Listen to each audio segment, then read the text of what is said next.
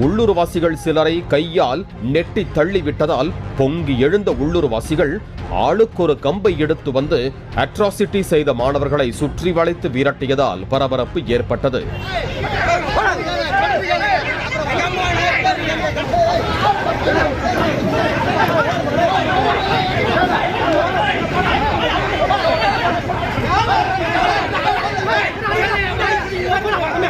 தொடர்ந்து அடுத்து வந்த பேருந்தில் ஏறிய மாணவர்கள் உளுந்தூர்பேட்டைக்கு வாங்க, நாங்க யாருன்னு காட்டுறோம் என்றனர். இதையடுத்து உளுந்தூர்பேட்டை பேருந்து நிலையம் வரை சென்ற அப்பகுதி மக்கள் மாணவர்களை பேருந்து நிலையத்திலும் ஓட ஓட விரட்டி அடித்ததாக கூறப்படுகிறது. இதனால் பாதிக்கப்பட்ட மாணவர்கள் திருநாவலூர் காவல் நிலையத்தில் புகார் அளித்தனர்.